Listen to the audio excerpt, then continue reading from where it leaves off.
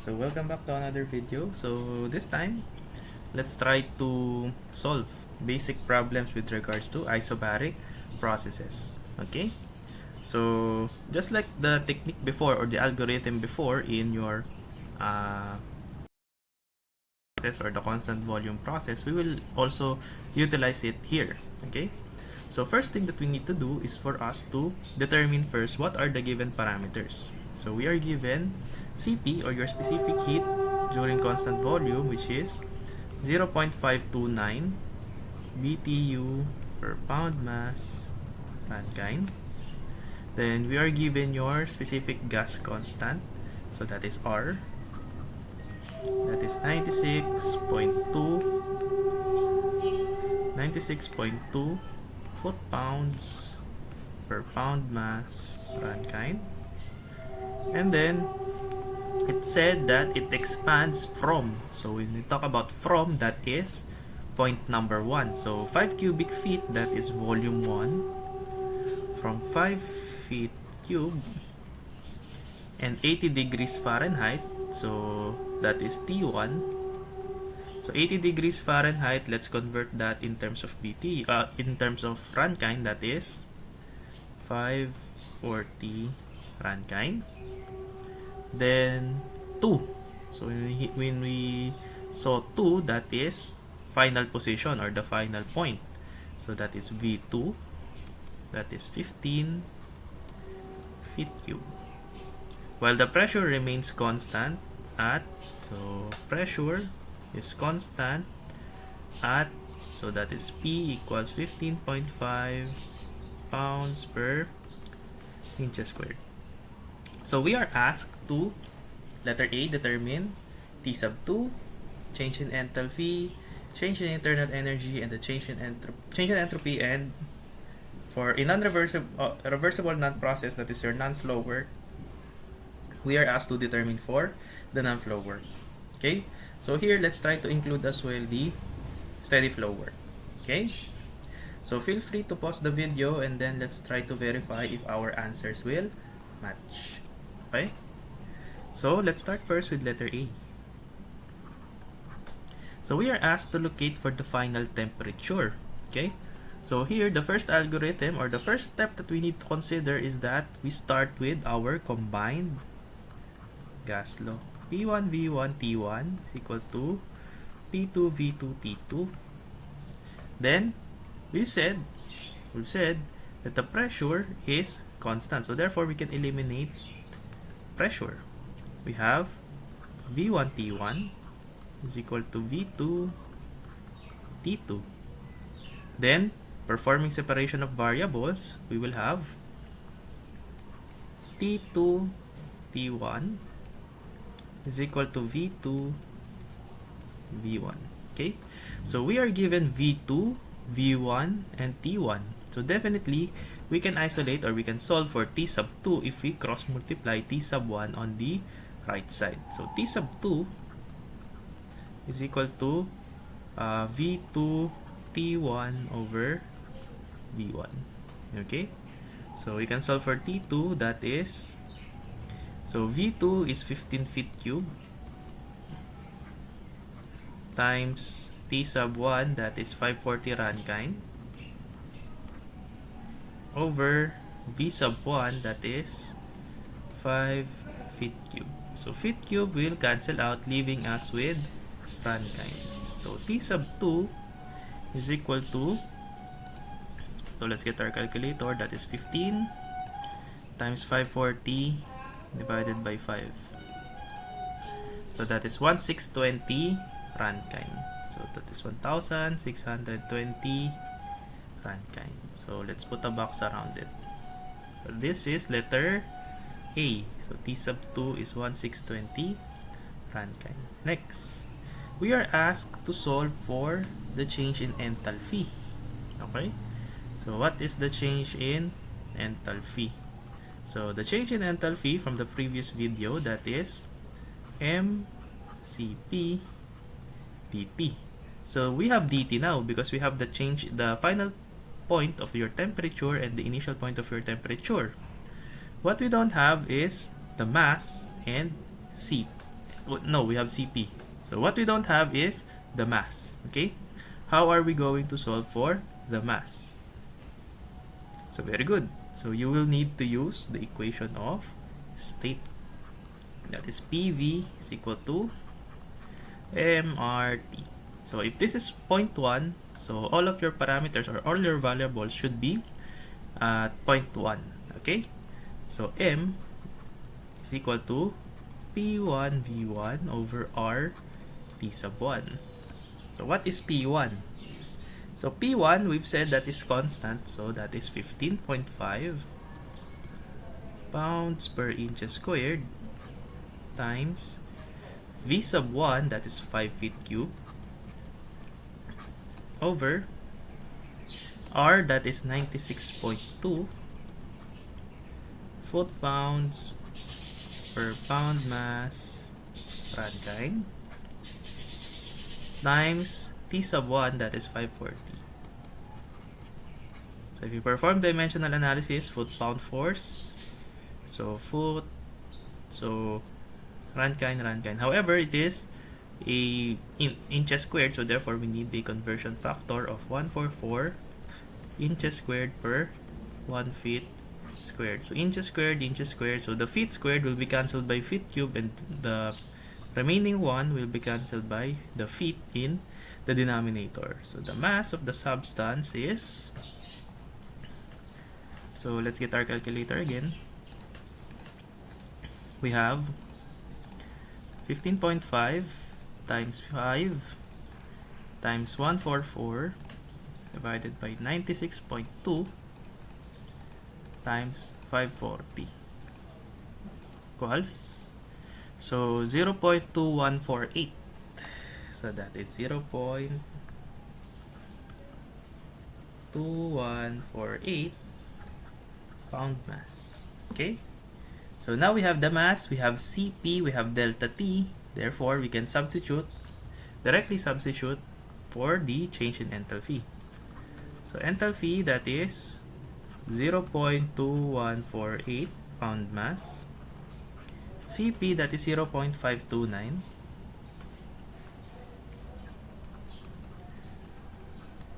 BTU per pound mass Rankine times delta T, or 1620 minus 540 Rankine. So cancel out Rankine, cancel out pound mass, leaving us with BTU. So the change in enthalpy is equal to, that is 0.2148 times 0.529 times 1620 minus 540 equals, so that is 122.719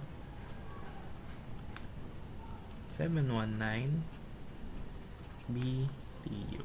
Okay, so we have already our change in enthalpy.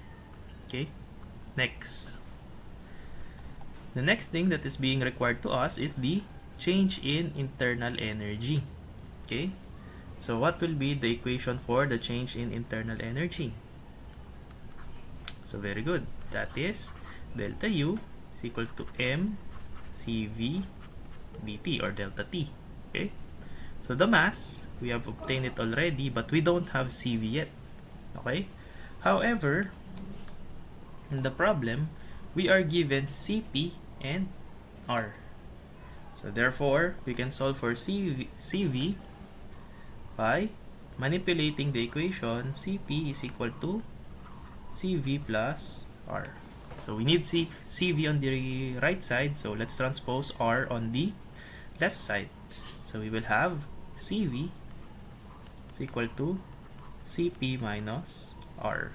Okay, so the Cp, the value of Cp that we have is 0.529 BTU per pound mass Rankine, minus R. R is 96.2 foot-pounds. Foot-pounds per pound mass Rankine.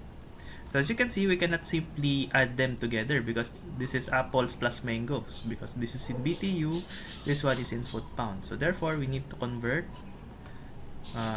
one of them. So I would like to convert this one so that our answer immediately will be in terms of BTU. So we know that in 1 BTU, there is 778.16 foot-pounds. So cancel, cancel. So CV is equal to, let's get our calculator. So we have 0.529 minus 96.2 times 1 over 778.16. So equals, so our CV is 0.4053. 4053 BTU per pound mass Rankine. Okay, so now we have CV. We can immediately substitute or directly substitute the variables in our equation. So we have delta U is equal to the mass, which is 0.214 0.2148 pound mass times CV. So CV, that is 0.4053 BTU per pound mass Rankine times 1620 minus 540. So Rankine, pound mass. Therefore, the change in internal energy is equal to, so this is 0.2148 times 0.4053 times 1620 minus 540 is equal to, that is 94.023 BTU. Okay, so I hope we obtain the same value for the change in internal energy. Next,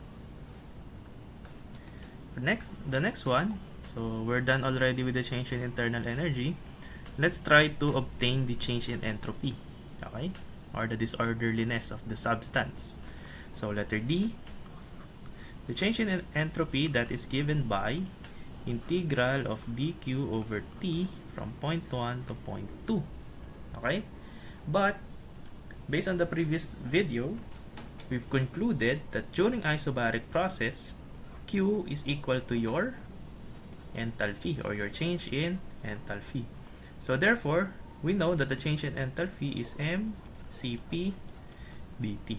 So let's try to substitute this term to dq.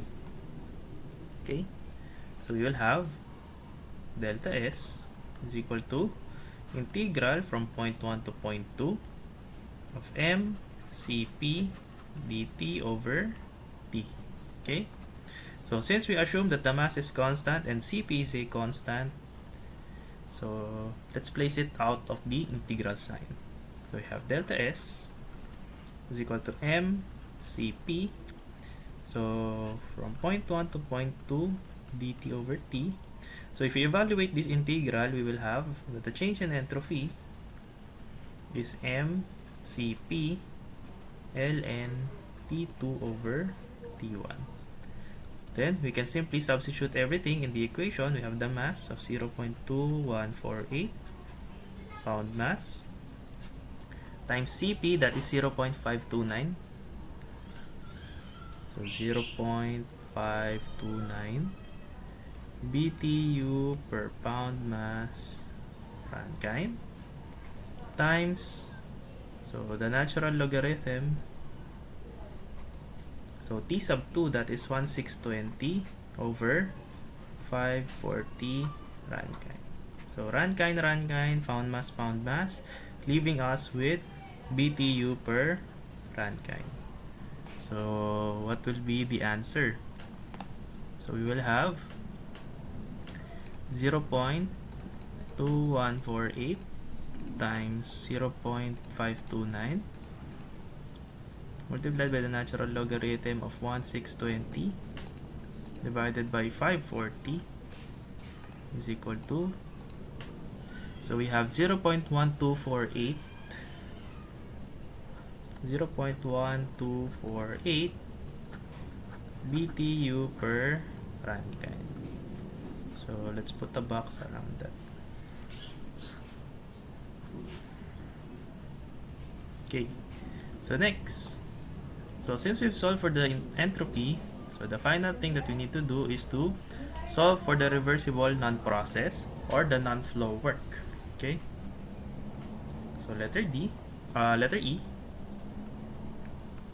we are asked to solve for the non-flow work, which is given by the equation, very good, negative integral of P dV from point 1 to point 2. Okay, so as we've mentioned earlier that P is constant, so therefore we will remove it outside the integral sign. We will have P integral of dV.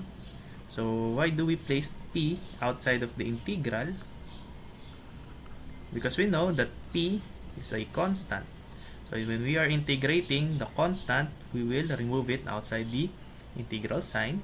Therefore, we will have this one. If we evaluate the integral of dV, that will be P from upper limit, sorry, this should be V. So upper limit minus lower limit.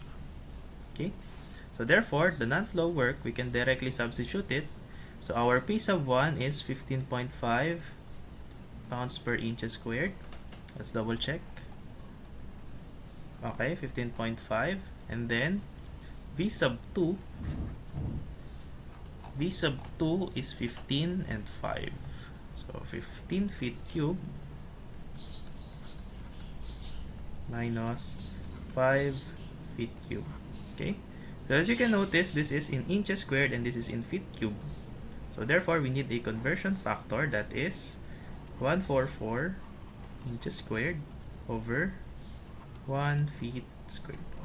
Okay, so inches squared will cancel out, feet squared will cancel feet cube, leaving us with 1. Okay, so if we evaluate this linear function, we will have foot-pounds. So therefore, we need to convert this one in terms of BTU. So once we computed this linear equation, let's divide it by 778.16.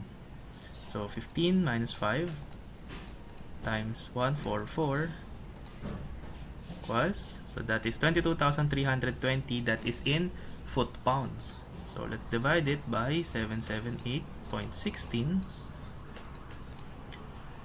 So that will be 28.683 BTU. Okay, so I hope we obtained the same answers for this question. So for letter A, so let's recap.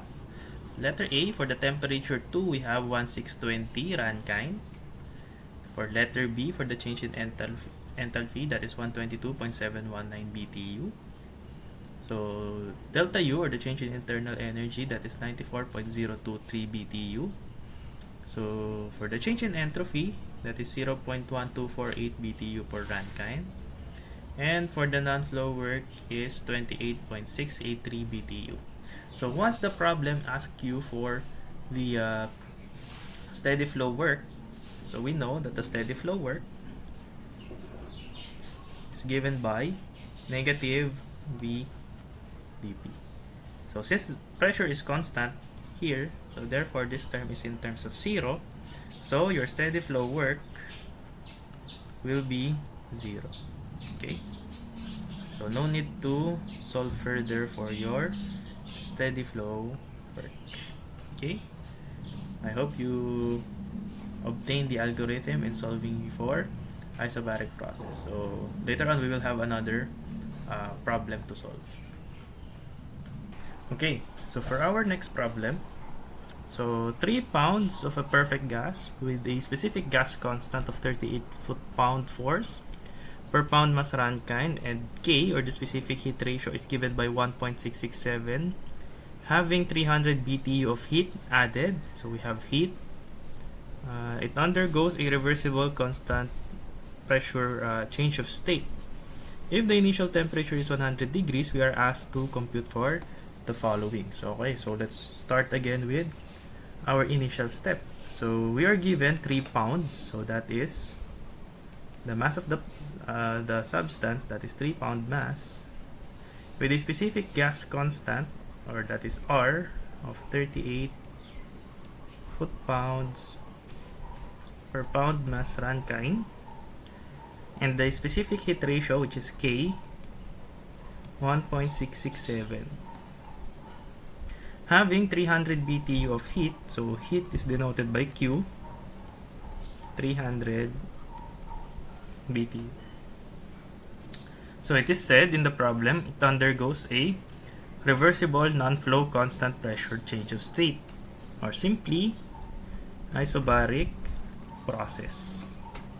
If the initial temperature is 100 degrees Fahrenheit, so we need to convert this one in terms of absolute temperature, that is plus 460, that is 560 Rankine. So we are asked now to compute for T2. So let's start with letter A. So the first thing that you need to do is to assess whether if you can use combined gas law, that is P1V1 over T1 is equal to P2V2 over T2. So by observation, we cannot use that because there are no volume that is being given in the problem. So that it leads us to the conclusion that we need to manipulate the equation of heat, because we know that heat is equal to mCp dt during a constant pressure process. Okay?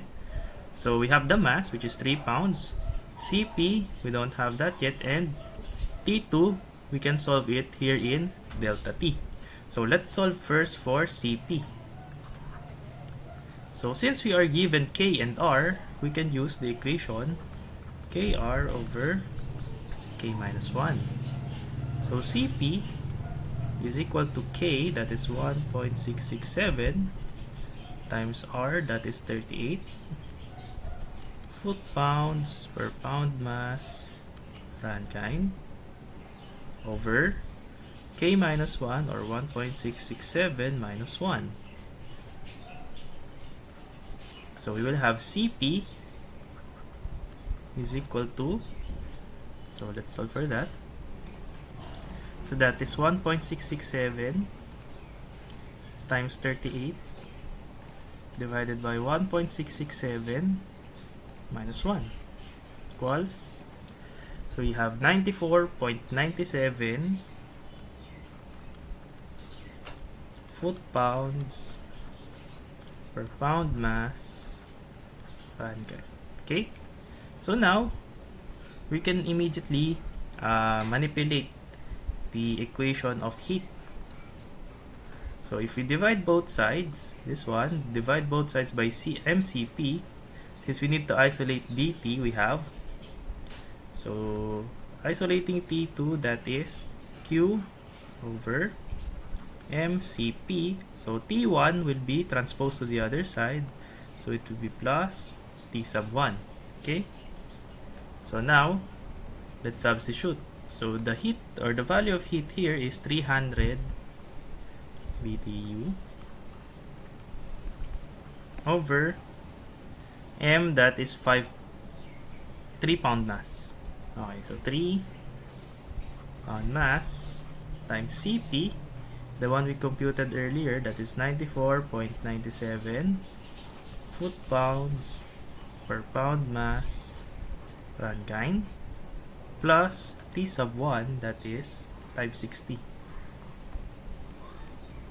Rankine. Okay, so pound mass, we cannot cancel pounds per foot-pounds, so therefore we need a conversion factor, which is 1 BTU is 778 0.16 foot-pounds. So foot-pounds cancel out, BTU cancel out, leaving us with T sub 2, or in terms of Rankine. So if we plug it in our calculator, we have 300 times 778.16 divided by 3 times 94.97 plus 560. So we have 1379.374 Rankine. Okay, so 1379. So Rankine. So if you want to change it in terms of Fahrenheit, you may do so. So this one is enough already. Okay, so next, enthalpy. So we are asked to solve for the enthalpy, letter B.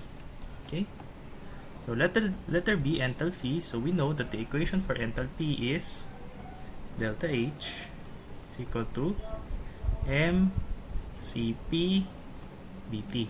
Okay, but we know as well that mCp dt, that is equal to your heat based on letter A, right? So we can conclude that delta H is equal to your heat. So delta H is equal to 300 BTU.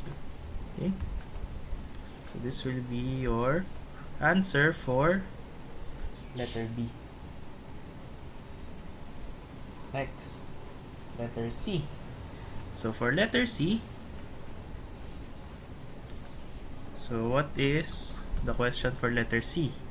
We are asked to solve for the work. Okay, so since it undergoes a non-flow constant pressure, so therefore we are asked to solve for the non-flow work. That is WNF is equal to integral of P dV. Okay, so since we know that P is constant, we can remove it in the integral. We have P integral of dV from point 1 to point 2. Okay, so if we evaluate this integral, we will have the final equation for the non-flow work, which is non-flow work is P times V2 minus V1. Okay, but if you look closely in our given, we don't have terms, or we don't have values of volume. So therefore, we need to manipulate it further. Okay, so we've said that pressure is constant. So therefore, P1 is equal to P2. Okay, so if we use our equation of state, PV is equal to mRT, and then isolate P, we will have isolate V, because this one is in V, right? So isolate V, that will be mR over P. Okay, so this is V1. Same goes with V sub 2. It will be mR T sub 2 over T sub 2. Okay, so now let's try to substitute these functions or these terms to our general equation. So we will have the non-flow work is equal to P. V2 is mR T2 over P2 minus mR T sub 1 over T sub 1. Okay, so as we've said, pressure is constant, so therefore all the magnitudes of this pressure are all equal to each other. So therefore we can cancel the pressure in this term, because all of them are equal to each other. Okay, so leaving us with the non-flow equation. So that is mR t sub 2 minus mr t sub 1. Okay? So as you can notice, we have a common factor, which is mr, so we can factor out mr. So leaving us with a simplified equation, T2 minus T1. So we have the mass, we have the specific gas constant, we have the changes in temperature. So definitely we can solve for the non-flow work, which is given by that the non-flow work is M, which is 3 pound mass, times R. So R is 38 foot-pounds per pound mass Rankine, times delta T. So T is 1379.374. So 1379.374. So that is Rankine minus the initial temperature, or T sub 1, that is 560 Rankine. So cancel Rankine, cancel pound mass, leaving us with foot-pounds. So therefore, once we've evaluated that linear equation, we need to divide it in 778 foot-pounds per BTU. So 3 times 38 times 1379.374 minus 560 is equal to 93,408 foot-pounds, but we need to divide it by 778.16. We have 120.037. So 120.037 BTU. Okay? Next. So since we're done with the non-flow work, we are asked to solve for the internal energy. Okay? So that is letter D. Okay? So for letter D, for the change in internal energy, so that is given by delta U is equal to m CV dt. So CV, so are we given CV? So no. So we can solve for CV. Since we have already the value of CP and R, we can solve for CV by using this equation. Okay?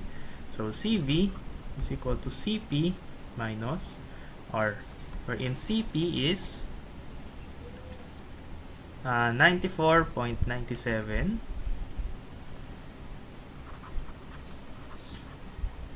foot-pounds per pound mass Rankine, then minus R, that is 38 foot-pounds per pound mass Rankine. So the value of CV is equal to, so 94.97 minus 38 equals, so 56.97 foot-pounds per pound mass Rankine. So foot-pounds per pound mass Rankine. So now we can substitute it in the equation for the change in internal energy. So that is 3 pound mass times CV, that is 56.97 foot-pounds per pound mass Rankine, multiplied by delta T, or T2 minus T1, so that is 1379.374 minus T sub 1, that is 560 Rankine. So we can cancel the unnecessary units. We have delta U is, so as you can see, it will be in terms of foot-pounds again. So we need to evaluate that later. We divide it by 778. 56.97 times 1379.374 minus 560 equals 140,039. So let's divide this one by 778.16.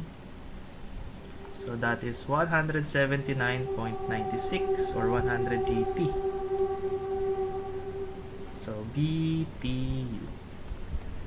So you can rewrite it as 180 if you want, but I'll write it the way it is. Okay? So 179.96. Next, we are asked for the last condition.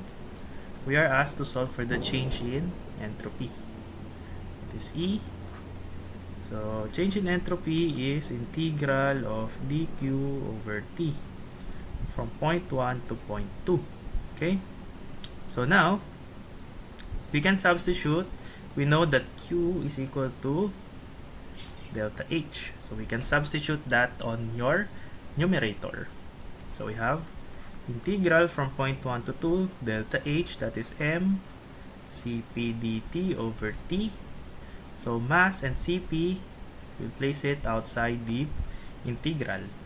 We will have change in entropy, that is mCp. So evaluate dt over T, integral, that is ln T2 over T1. So the mass is 3 pound mass times Cp, that is 94.97 foot-pounds per pound mass Rankine. ln ng T sub 2, that is 1379.374 over 560. So this is in Rankine. So pound mass. So delta S is equal to, so as you can see, if we evaluate this linear equation, we will have foot-pounds per Rankine. So we need to convert that in terms of BTU. So 3 times 94.97 ln of 1379.374 divided by 560. So equals, you have 256.83.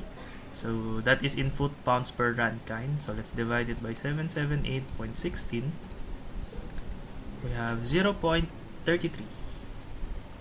So 0.33 BTU per Rankine. So that's it. So we have solved for the necessary parameters. Okay? So quick recap. So for T sub 2, for the final temperature, we have 1379.374. For the change in enthalpy, so that is simply equal to your heat, which is 300 BTU. For C, or the work, so that is 120.037. Then for delta U, 179.96, or you can round it off in as 180 BTU. And for the change in entropy, that is 0.33 BTU per Rankine. Okay? So for the next video, we will try to discuss the next type of processes of ideal gas, which is isothermal process. Okay? So I hope to see you in the next video, and have a nice day to everyone.